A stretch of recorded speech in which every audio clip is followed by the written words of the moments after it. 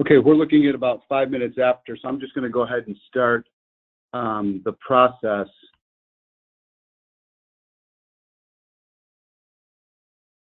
Thank you for actually taking the time to hold this as a top priority. So we're going to just go over a couple of the different requirements that are coming up and ask if you have any questions about them. This is actually just a review about what it is that we've talked about before, so a lot of this stuff should look familiar, but the things that you want to keep in mind include a couple of different things. Also, if you have any questions, I'm going to leave some time at the end so that you can do that, but I don't expect to talk for more than about 15 minutes so that you can have plenty of time to answer any questions that you have. So just to continue, so internship requirements in general, you're completing your pre-doc internship as a two-part aspect. The first part is it's because it's a degree requirement from our program, and then the second part is actually the first half of the 3,000 hours that you're going to use for the Board of Psychology. And then you're going to get the second half of those hours during your postdoc, which will equal the 300 hours. The things to keep in mind, and this is what everybody needs to qualify with, is you have to be supervised by a licensed psychologist. Internship provides an out-of-state option, but it still needs to be even if it's an out-of-state psychologist, it has to be somebody that's licensed. And there's going to be a couple of different ways that you find the sites that you're actually going to need. But just generally speaking, keep in mind you could do a full-time 40 hours a week or a part-time 20 hours a week, depending on your preference.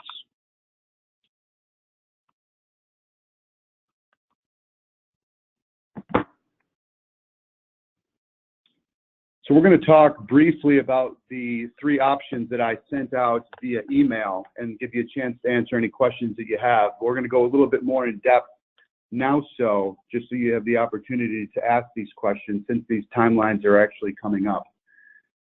Each option that we talk about today is going to be a multi-step process. It's going to take a lot of work on your part. So I'm glad to see that you're taking this seriously, because it's actually something that you're going to have to do a little bit of work to actually get accomplished.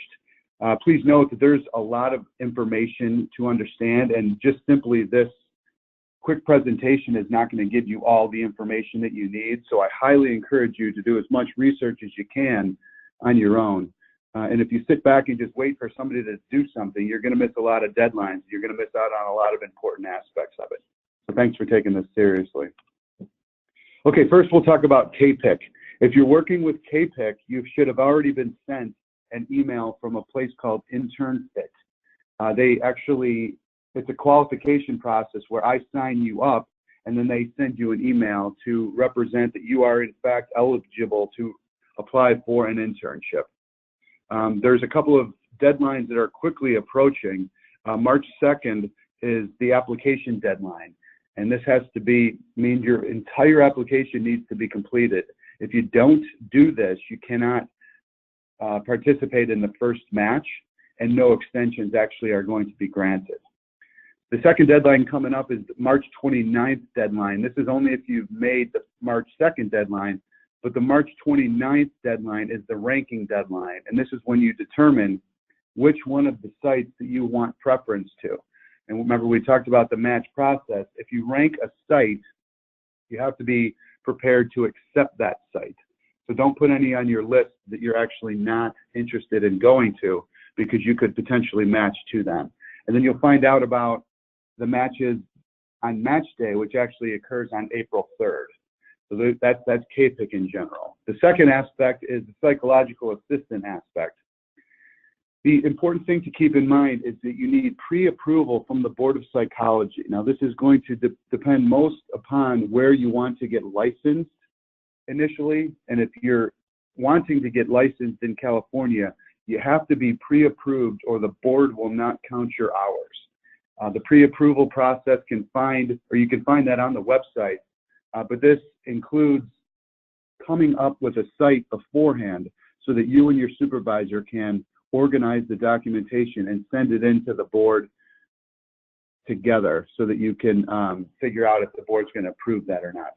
If you're looking for sites actively, I encourage you to look job postings and just keyword search internship or pre-doc internships and see what comes up. You can also join the APIC or the Indeed websites for notifications when new jobs are posted. So I highly recommend you do that.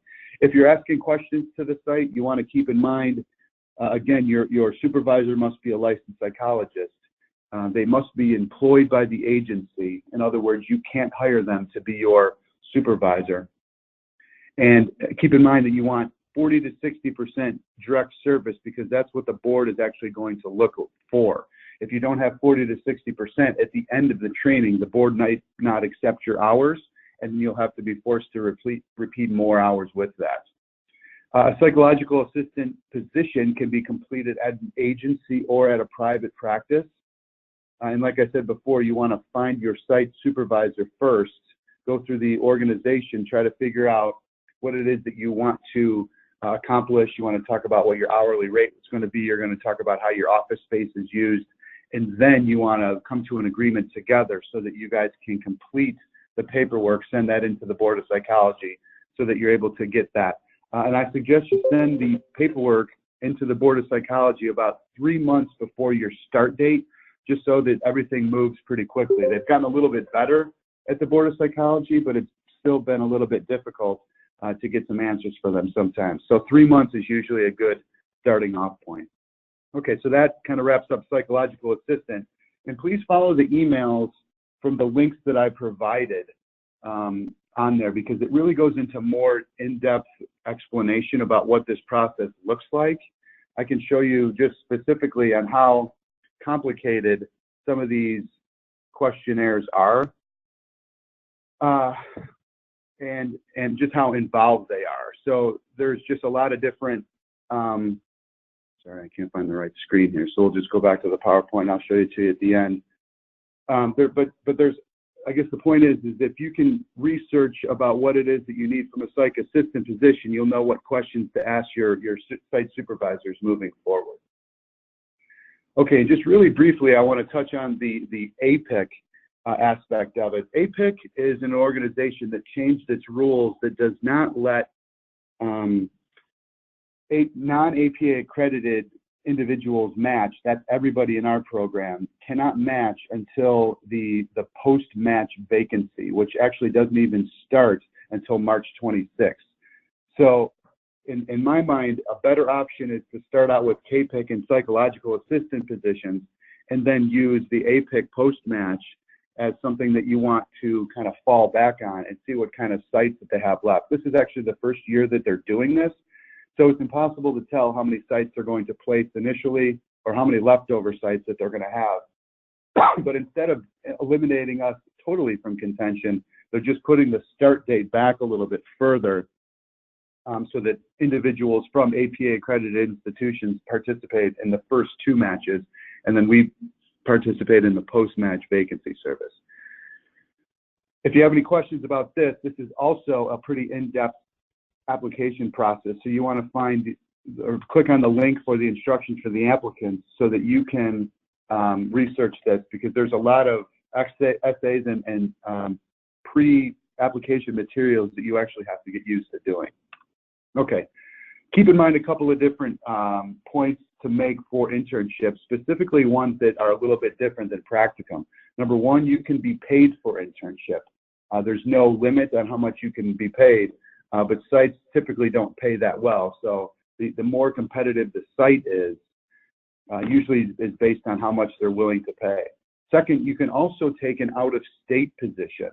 You want to make sure, first off, that you're keeping in mind what state you eventually want to get licensed in, and make sure you're following the guidelines for licensure in that state. Our program is designed for licensure in California. So if that's your goal, you just have to follow the directions that we're providing for you, and you'll be on track to be able to do that. Fourth down the list, you have to enroll in an internship class during your internship process. This is what triggers your liability insurance. But the online or the internship class is actually done in an online format. So it's not a lot of work in addition to your internship. It's basic paperwork. and Q&A that you might have to do that. But we also, like I said, also it triggers your liability insurance, so you must have that to do that. Moving forward, we have a new policy. If you don't or you forget to enroll in this class, your hours aren't going to count up to that point, so you'll have to actually repeat those. There's also a point that comes up quite often, and can I do a half-time KPIC and a half-time psych assistantship position? Yes, you can. You can do both of those if the Board of Psychology actually approves this, but there's certain stipulations that they put in.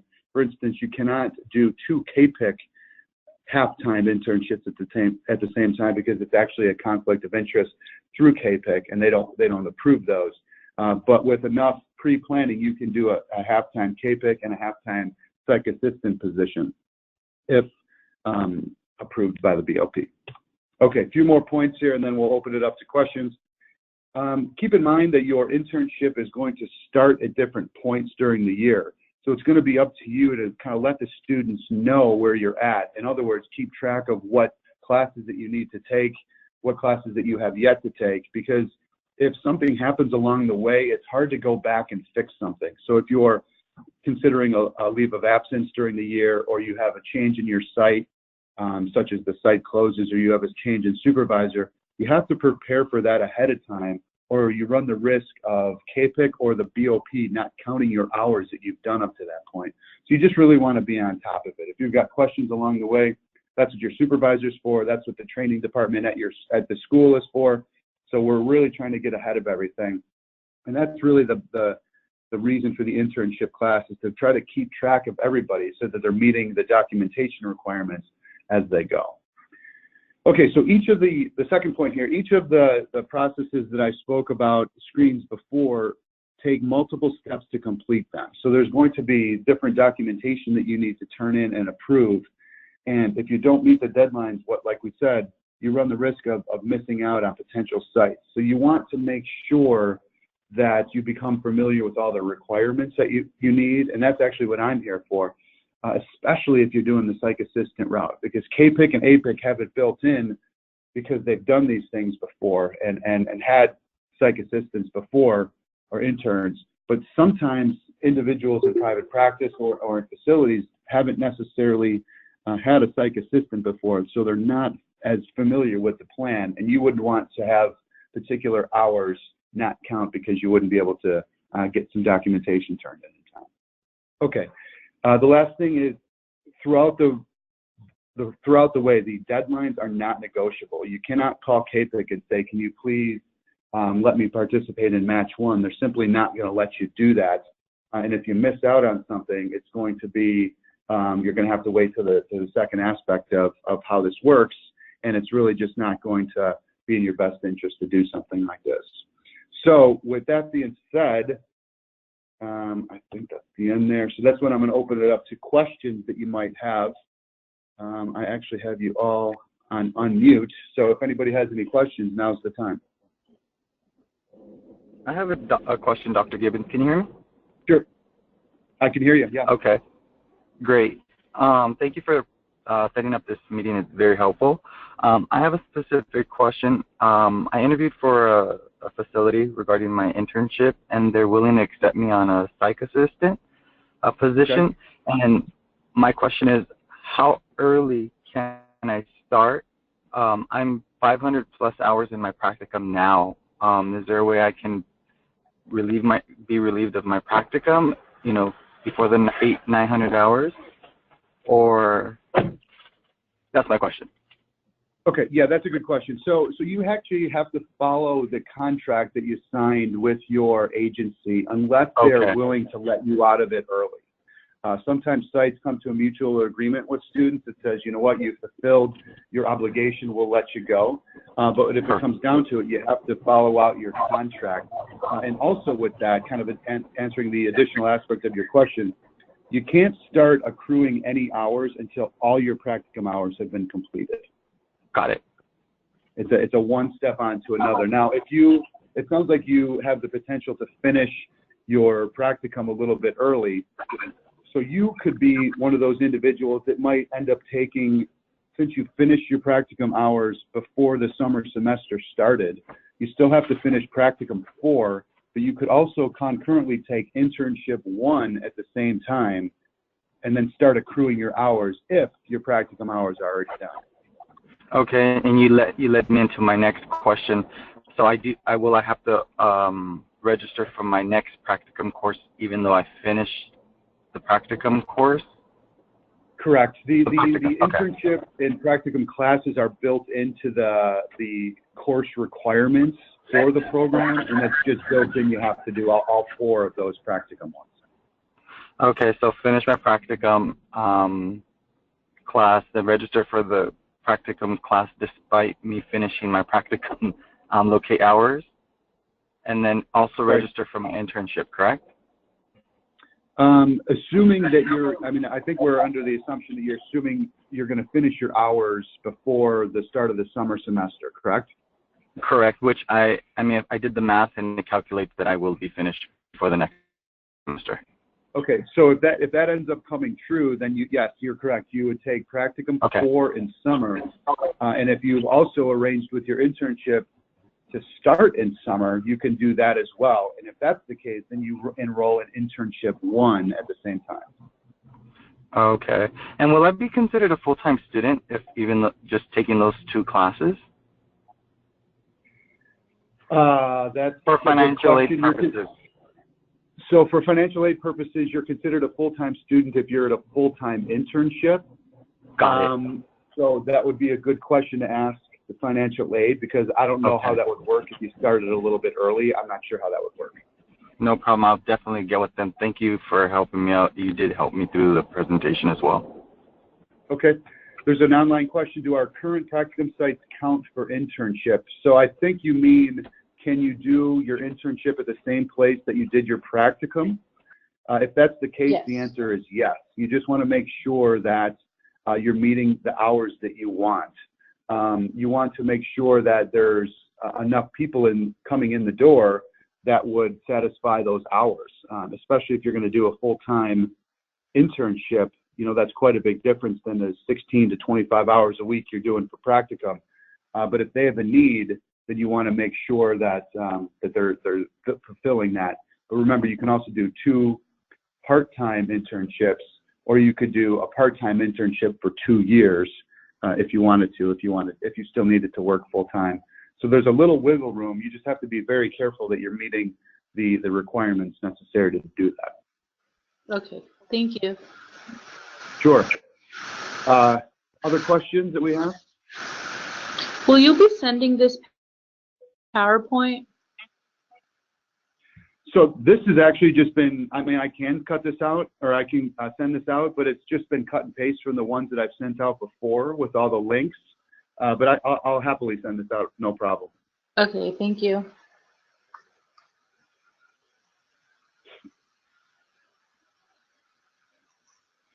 Okay, so hang on, there's another online question. Can we begin psych assistant if we completed our practicum hours? So yeah, that's the same conversation that Anthony and I were having, the idea that you have to finish your practicum hours first and then begin the psych assistant position. The psych assistant position is considered an internship position. You just want to make sure that the board has pre-approved you and then coincide that start to make sure that it's after your practicum hours have been completed.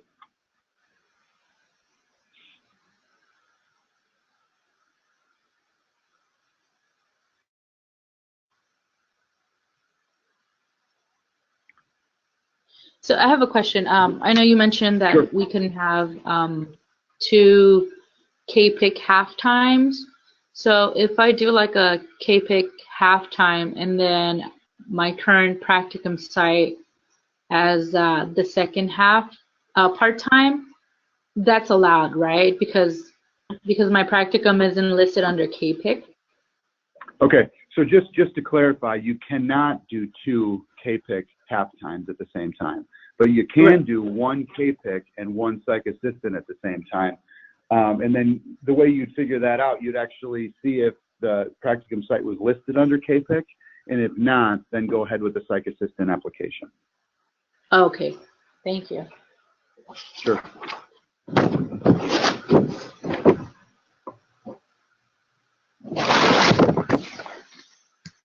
Okay, it doesn't look like there's any more questions. If you come up with any and you have some in the future, please feel free to shoot me an email.